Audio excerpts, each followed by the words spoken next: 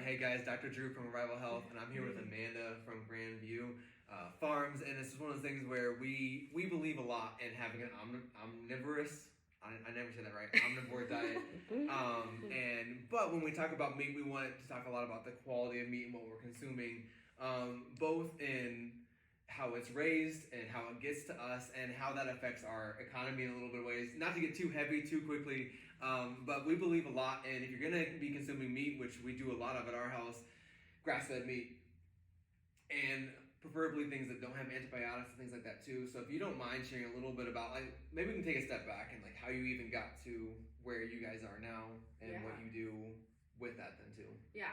So when my husband and I first met, we were out in Seattle, and on the coast, things they adapt quicker and they follow trends faster. So grass-fed meat was already quite popular out on the coast, and my husband was seeing beef for sale at farmers markets for a lot of money. Yeah. And thought, you know what, this is a way that I could add value back to my family farm, but still wasn't totally convinced on the grass-fed side of it. So when we moved back to Iowa and we started buying calves from his parents owned a cow calf, we initially raised one as grain finished, and we took it to the farmer's market that year, and we got so many questions from people about, is it grass finished, grain finished? Had never even occurred to us to consider one or the other. But when we said it was grain finished, people were walking away from the table, and we thought, we really need to look into this. And so the next year we raised 6 as grass-fed, 6 as grain-fed. Okay. And it was an experiment to see not only like financially which one would be better for our operation, but more importantly, which one did we align with better, which one felt more natural to us. And it became very obvious very quickly that we were falling in love with the grass-fed side of things. We were seeing improvement on our soil because we had cattle grazing. The animals were a lot healthier. Like our vet bill costs for those 6 grain-fed were more than we've spent on 185 grass-fed cattle. Wow.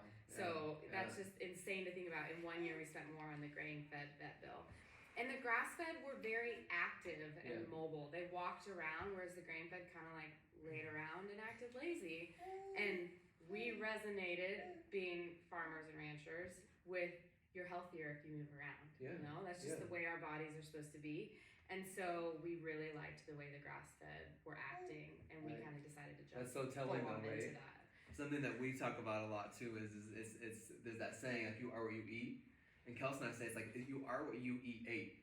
And if the cattle and the cows are not, like, if they're not thriving, and something that I think about, like, if the cow, or however you want to look at it, is inflamed, and then we eat that inflammation, no wonder we're not going to feel as good when we eat that too. Yes. And they say, and so a lot of the studies that they do is one, I dare to say they're almost flawed in a way, but when they talk about meat, it's often like the very conventionally raised corn-fed beef versus the more natural way of grass-fed beef too, right? Is that fair to say, as far as just like what they're actually consuming changes their anatomy or their physiology, which then affects us then too, right? Yeah, it's hard because there really isn't the amount of research done on eating grass-fed versus grain-fed that needs to be done. And there's no real control over like the way those grass-fed were raised. So in reality, like there are some fully 100% grass-fed larger operations that can just feed their animals hay in a confinement space and be considered 100% grass-fed. Right. And so when you look at the health comparisons right now in research studies, there's not a statistical enough difference between grain-fed and grass-fed to say that everybody needs to be moving to grass-fed. In some respects, I like that because I believe that we all need to be eating meat. Meat's really important. And the reality is some individuals can't afford to eat grass-fed. It costs more money to raise. Right. And so if they can't afford it, I would rather them just be comfortable eating meat. Totally. But if they can afford to buy that regeneratively raised 100% grass-fed, I do think it pays with health benefits. Even if the studies don't show the statistical difference. I mean, we just talked about kind of like the way that the animals act. And we have found, we eat so much beef. And like every meal. Probably a little bit too much, but we love it. And we never feel like lazy or tired or full.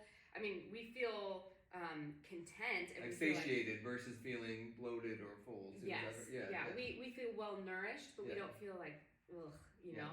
And then we'll go out to eat and we'll get a burger, or every once in a while, my husband will be like, "Yeah, you know what? I am gonna order that ribeye from this steakhouse."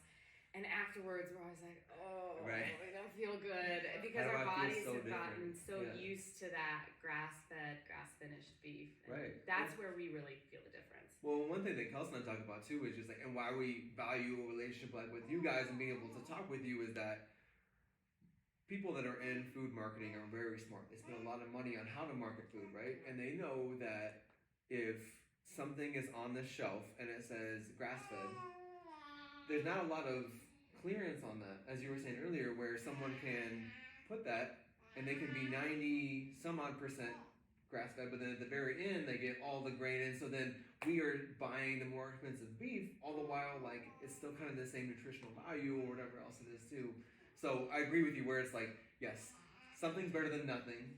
If you have to get something like, there's a lot of stuff that just the higher amount of protein that you have in your diet in general is gonna help, whether it be grass fed or corn fed, whatever else it is. But when you get to actually, and this is something I just believe in a lot, is supporting local and actually knowing your farmer, you know what they're doing. If you don't mind sharing a little bit about like antibiotic usage and all that stuff too. Yeah. But even if you like, you can Google online. I don't know if you've ever done this before. But you can actually Google cattle feed with Skittles, and there's pictures of people that feed because they beefs them, no pun intended, but it beefs them up faster. Mm-hmm. They put the Skittles and stuff in their corn and whatever grain Yep, thing. And it's like all the while it's like, hey, they're working really hard to provide a really good life for these cows. Let's support that versus at the supermarket, like who knows, right? Is that fair to say too? Yeah. And if anybody's hearing like googling in the background, it's my baby. She came along with the ride today.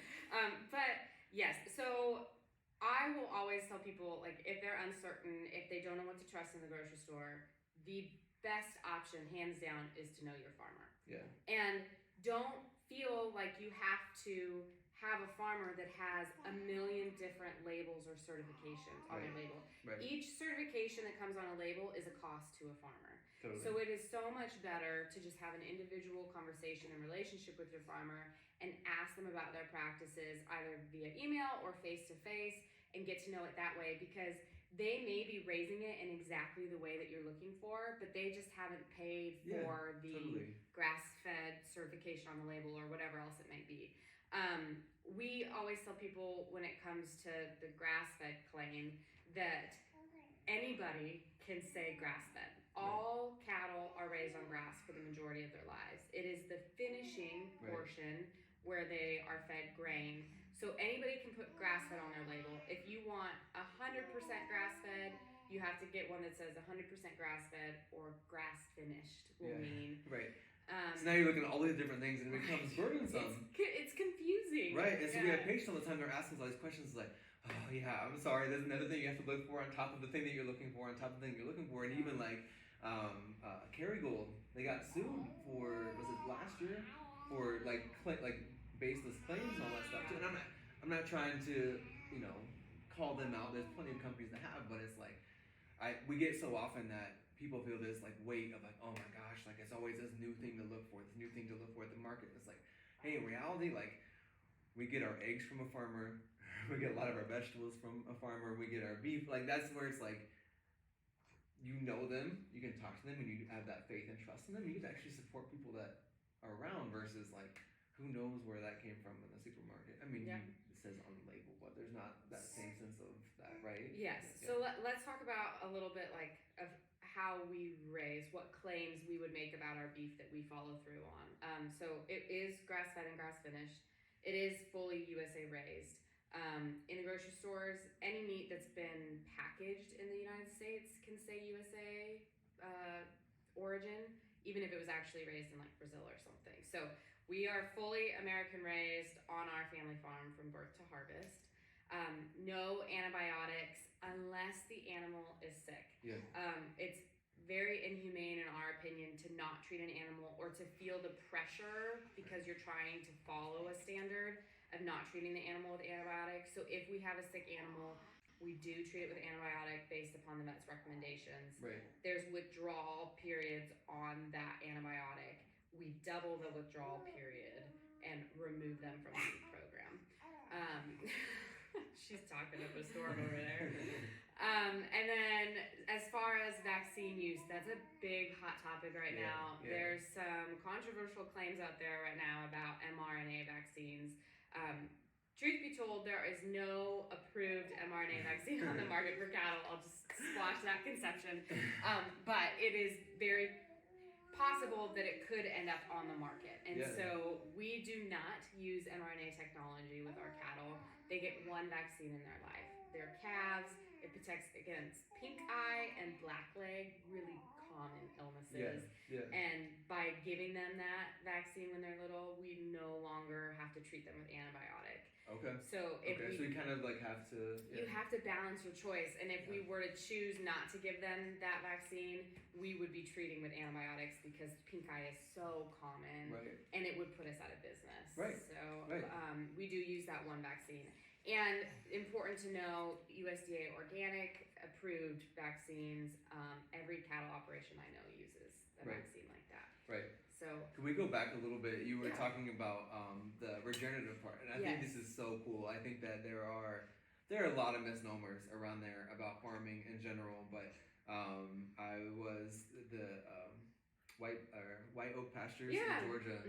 He has that picture. I don't know if you ever seen. He has that picture side by side of them comparing the creek next to them. Yeah, the runoff. Isn't that? Have you noticed? And they even say that actually operating a regenerative cattle farm helps with the rain and the clouds. Even is that fair to say? Is that some of the things that you've seen then too? Yes. So we converted our first. Let's see, it was 32 acres to pasture in 2018. And after intensive grazing it for 2 years, which is a regenerative practice, we did some soil health tests, and we actually won an award for having top soil biological activities, which means there's lots of bugs in there. That's good stuff. And so we were able to bring back life to that soil and heal the soil that had been conventionally farmed for so long. We definitely see the benefits to it. We are converting more acres to pasture as we can because it's so beneficial. And then we're seeing, when we get a big rain, we look out at the farmers' fields around us. If they don't have anything covering that ground, it's just puddles and runoff.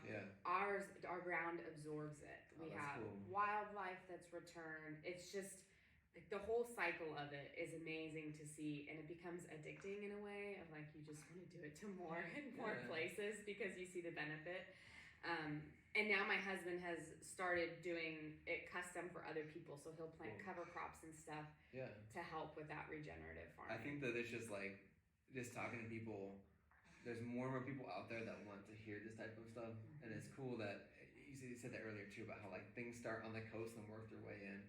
And it's a really cool part to see what you guys are doing because you're leading the way here in Iowa for people that obviously there's farmland. Like Kelsey's dad's a farmer, and being able to see some of these people actually adapt some of these things, and it's not as far off as we may make it seem to be, right? We can't do that in Iowa, whatever else. You guys are actively doing it, which is just really fun to see.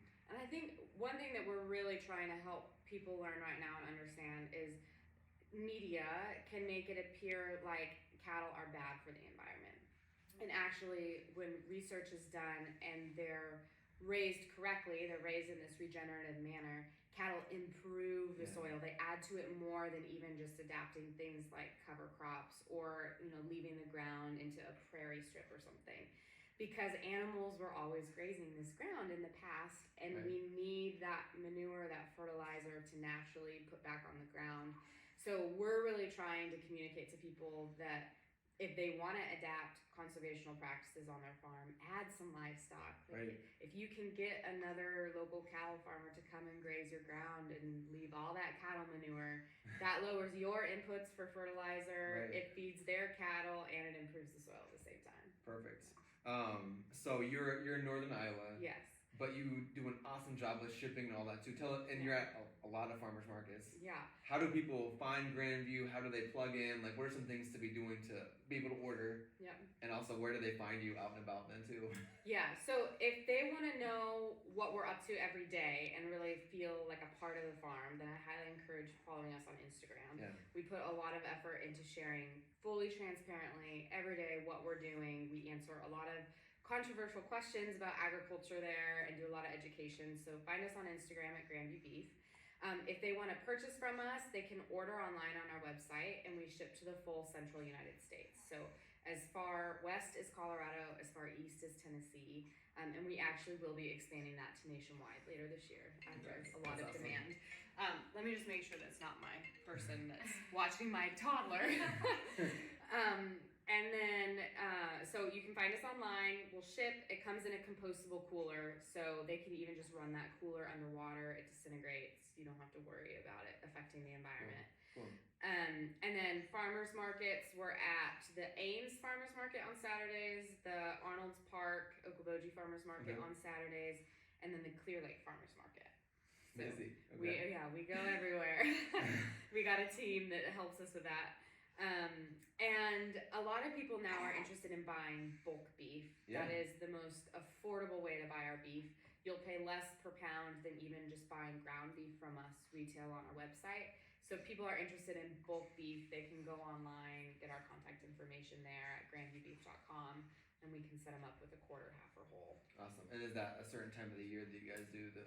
Yeah, I'm glad you said that. It's only May through July. Okay. And so we gotta act quickly. Yes, yeah, we're taking reservations right now. I have a few slots left if people want them.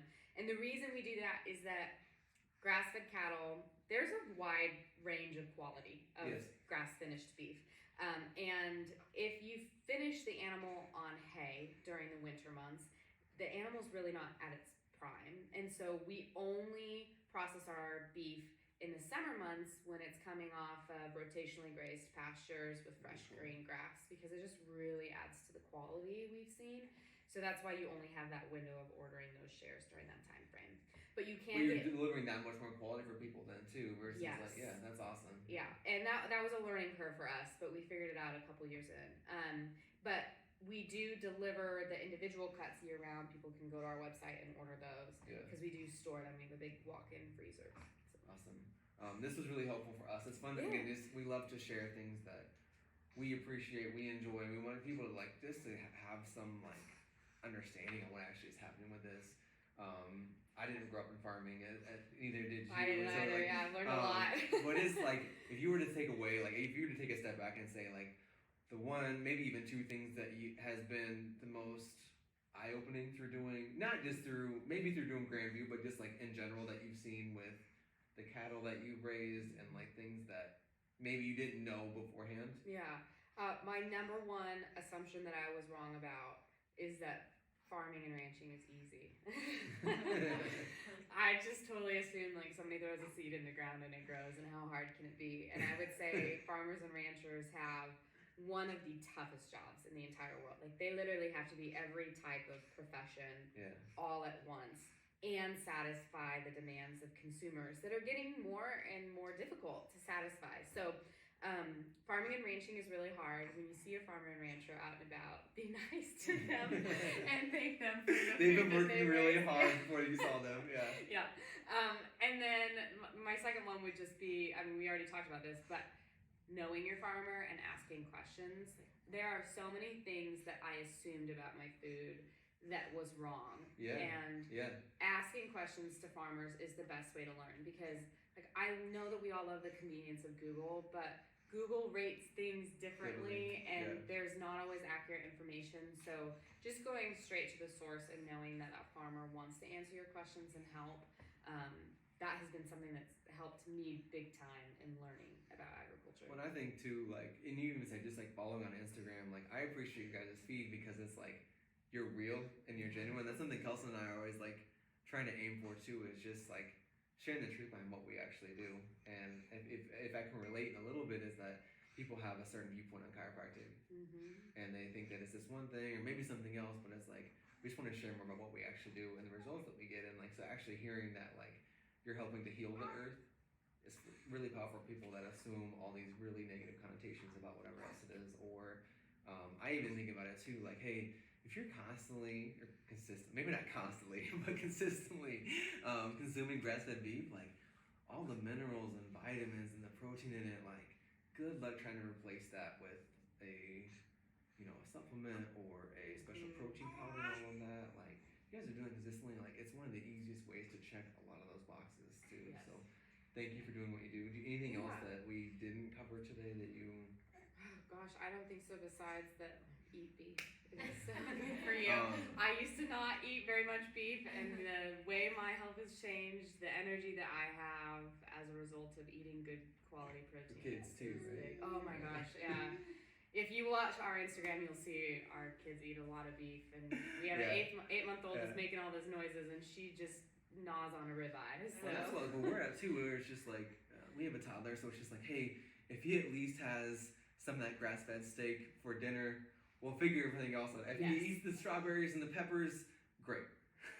But if we can at least get that down, we know not down. But if he at least can eat that, he always loves it too. It's like, okay, we got that. We'll figure everything else out later.